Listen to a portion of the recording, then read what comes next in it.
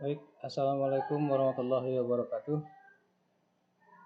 Perkenalkan, saya Rohili, SPD, guru fisika dari SMA Negeri 1 Panawangan Ciamis, Jawa Barat. Pada kesempatan ini,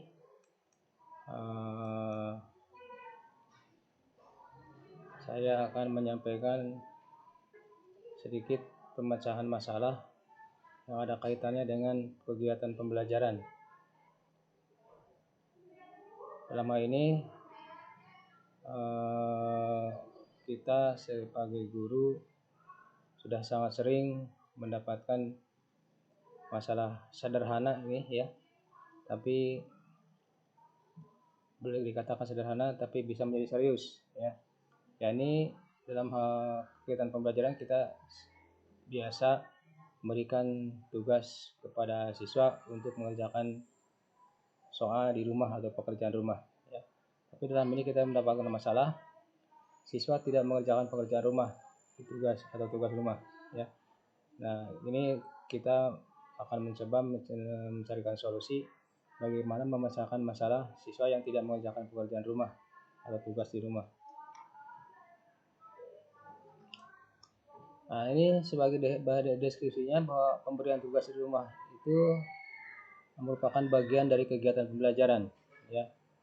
Pemberian tugas rumah itu merupakan bagian dari pembelajaran. Kita mengenal ada istilah tugas terstruktur dan tugas tidak terstruktur, termasuk dalamnya adalah realnya adalah dalam pemberian tugas rumah ya.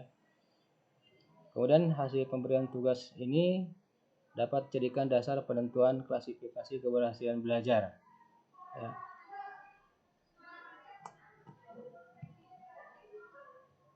Nah, masalahnya adalah bagaimana cara supaya siswa mau mengerjakan tugas di rumah, atau bagaimana caranya supaya siswa mau mengerjakan pekerjaan rumah yang kita berikan kepada siswa, baik tugas rumah itu berbatas waktu atau tugas rumahnya tidak berbatas waktu dalam jangka waktu yang lama ya. Nah, ini masalah dalam kehidupan kita sehari-hari sebagai guru, ini sering sekali mendapatkan masalah ini ya. Saya sodorkan alternatif beberapa pemecahan masalahnya ya. Yang pertama, untuk supaya siswa itu mau mengerjakan tugas, kita mesti memberikan peraturan tegas untuk anak agar siswa tidak menunda pekerjaan rumah ya. Misalnya, tugas harus dikumpulkan sampai dengan tanggal sekian ya. Atau aturan kalau terlambat tugas itu nilainya berkurang dan seterusnya ya. Jadi mencoba memberikan peraturan tegas untuk anak agar siswa tidak menunda pekerjaan rumah ya. Yang kedua, pembimbingan anak dalam mengerjakan tugas melalui bimbingan teman sebaya. Ini merupakan hal yang penting ya. Kadang-kadang anak itu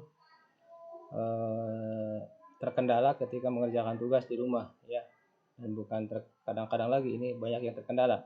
Nah, peran teman sebaya yang tingkat intelijensianya lebih tinggi itu sangat membantu dalam hal ini ya. Jadi kita memberikan tugas kepada anak dibuatkan per kelompok ya, dengan disisipkan di situ satu anak yang bertugasi untuk membimbing anak yang dikelompokkan tadi ya. Jadi peran teman sebaya ini sangat penting sekali ya, akan membantu anak-anak yang boleh dikatakan lambat berpikir untuk bisa mengerjakan tugas ya. Kemudian pembagian tugas kepada anak dan beberapa bagian kecil atau pembahasan ya. Jadi kita sebagai guru memberikan tugas kepada anak itu ya, dengan pokok bahasan yang tidak terlalu melebar, tidak terlalu banyak. Pokok bahasannya per segmen saja, per pokok bahasan kecil ya. Itu untuk memberikan kemudahan kepada anak, memberikan rangsangan kepada anak supaya anak mau mengerjakan tugas ya. Kemudian yang keempat, secara tidak langsung kita mengajarkan anak dalam memilih prioritas kegiatan ya. Mengajarkan anak dalam memilih prioritas kegiatan artinya anak dibiasakan memilih mengerjakan pekerjaan yang mana yang lebih utama didahulukan ya. Yang berikutnya, mengajarkan anak menerima konsekuensi ya. Secara tidak langsung memberikan pemberian tugas ini membimbing anak untuk terbiasa dengan menerima konsekuensi. Bagaimana kalau dia mengerjakan tugas dan bagaimana kalau dia tidak mengerjakan tugas ya. Kemudian yang berikutnya memberikan efek rasa malu. Ini pun sama ya, sebagai bentuk konsekuensi dari anak tidak mengerjakan tugas. Itu konsekuensinya mudah-mudahan anak bisa memiliki keluar sifat rasa malunya ya.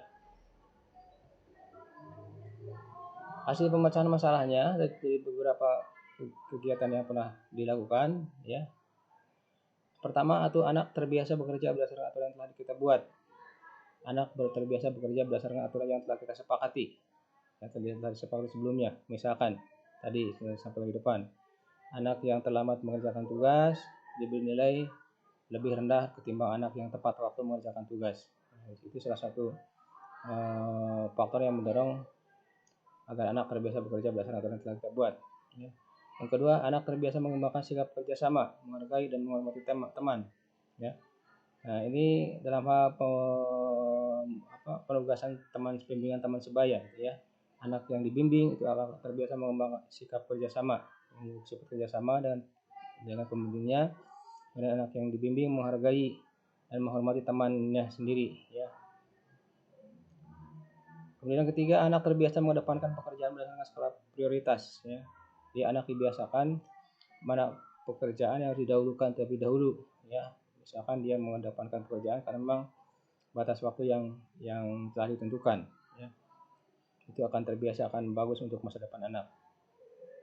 Yang keempat, memberikan pemahaman kepada siswa bahwa segala sesuatu ada risikonya, berupa penghargaan dan hukuman, ya.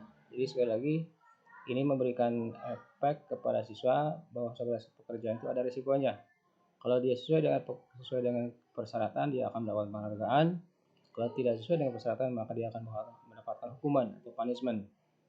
Nah, kemudian ketika diberikan hukuman, lahir rasa malu dan tidak mengulang kembali